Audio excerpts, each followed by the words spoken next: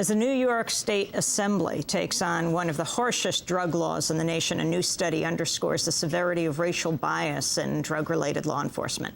According to Human Rights Watch, African Americans were arrested as much as 5.5 times as whites on drug charges every year for the past 3 decades. The trend dates back to the 80s, the earliest date with complete data.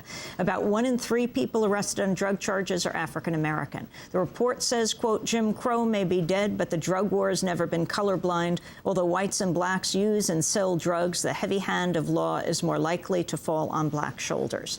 The Human Rights Watch report's called Decades of Disparity, Drug Arrests, and Race in the United States. I'm joined now by its author, Jamie Fellner, Senior Counsel in the U.S. Program at Human Rights Watch. I'm also joined by Deborah Small, leading activist around the issue, Executive Director of Break the Chains, a group that works to reduce racial disparities in drug law enforcement.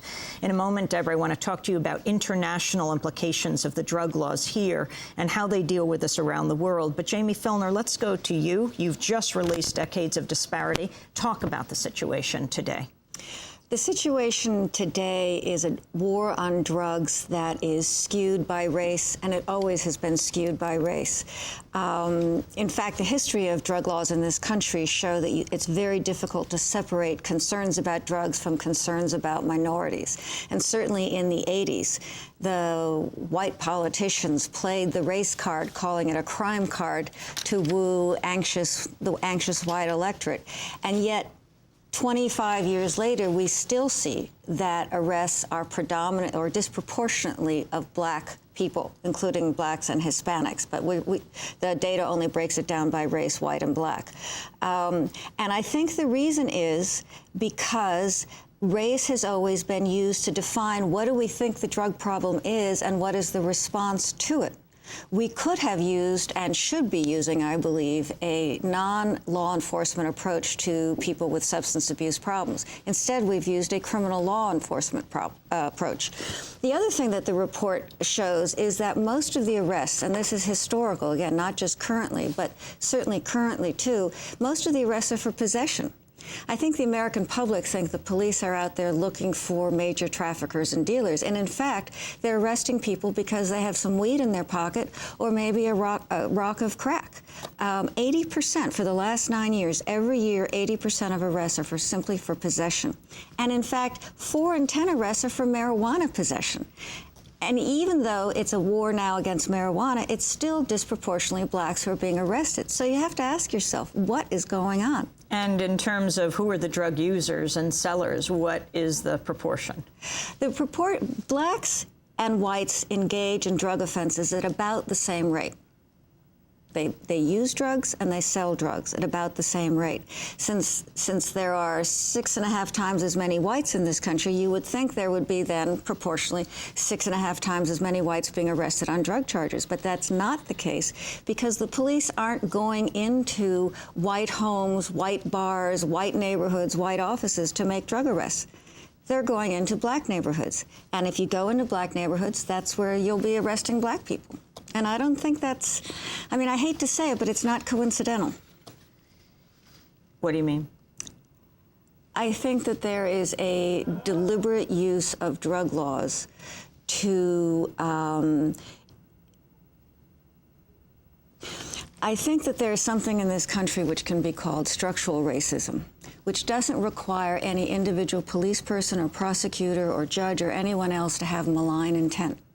Nevertheless, there is, let's call it a conspiracy of forces, of assumptions, of attitudes, of behaviors, which end up with the result that blacks get the short end of the stick. Deborah Small, let's talk about this nationally, and then we'll come back to this report internationally. How do our drug laws compare to others? Well, America, the United States, has among the harshest drug sentencing laws in the world. I just recently returned from a major drug law conference in New Zealand, which has a very high incarceration rate. It's about the 5th highest in the world. And yet they consider 7 years to be a really stiff sentence, a harsh sentence for any violation, a violent crime, including a drug crime.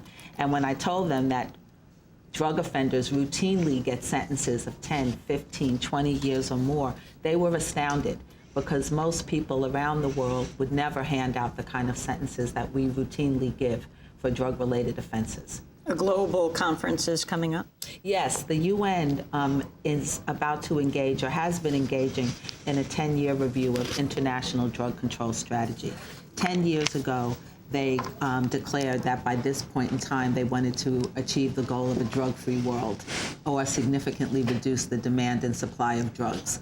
It's very clear in 2008 and 2009 that we've come nowhere near that goal.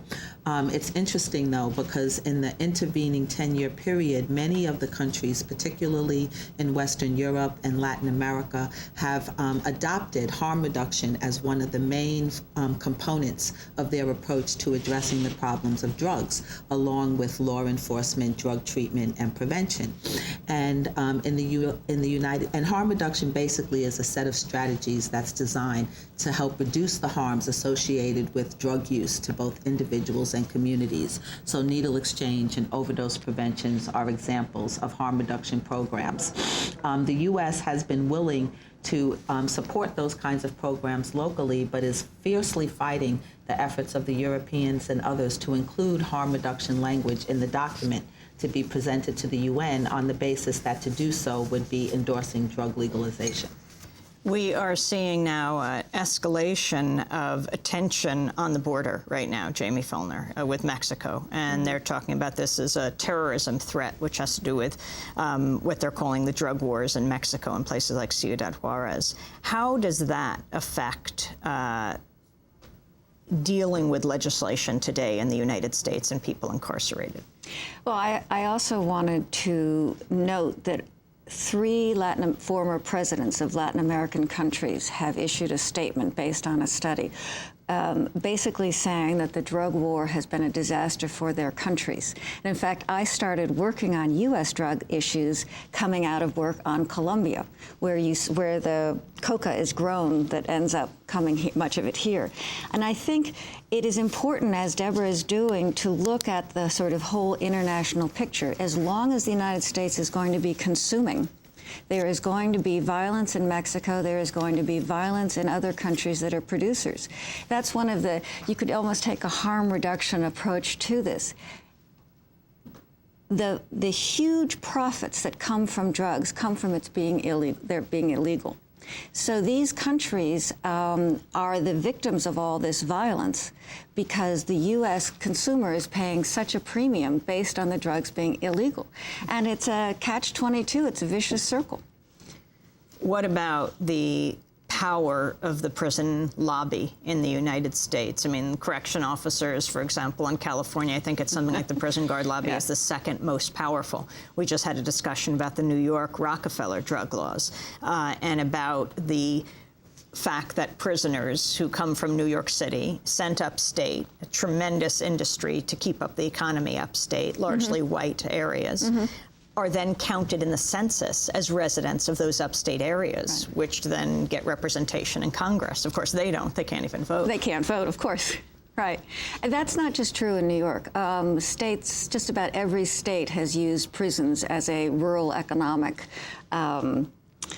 engine, and many cities don't want the prisons located there. So you see in state after state, essentially minorities being taken from urban areas and sent to be residents, non-voting residents in predominantly white rural areas in the prisons there. It's not just the prison guards. Here in New York, for example, and many places, prosecutors are fierce opponents of any reform to drug laws, not just because they truly believe that they're in the best interest of the community, because they know how futile it is. They see the same people coming through all the time. But because the laws since the mid-'80s have given them such huge power through the mandatory minimum. So what they charge, in essence, sets the terms of the debate, and judges are just bystanders in this process. And most people don't want to give up power, and prosecutors are no different there. They do not want to give up the huge power that they've accrued over this time.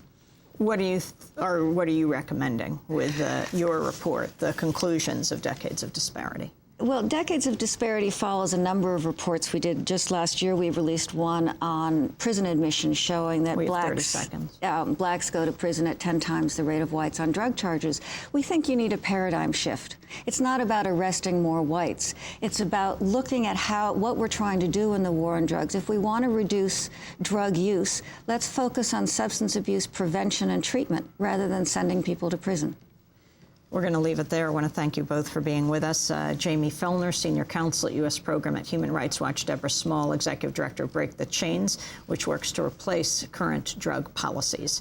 That does it for today's show. Democracy Now! Is produced by Mike Burke, Shrifo Dokadus, Aramata, Angelique Kamet, Steve Martinez, Nicole Salazar, Hani Massoud, Robbie Karen, Mike DeFilippo, Miguel Noguera, Peter Curry is our engineer. Special thanks also to Nick Gella, Hugh Grant, Angie Kafer, Samantha Chambly, Jessel Noor, John Randolph, Jose Miranda, Laura Chipley, Travis Collins, Kieran Krug Meadows, Raquel Penny. I'm Amy Goodman. Thanks so much for joining us.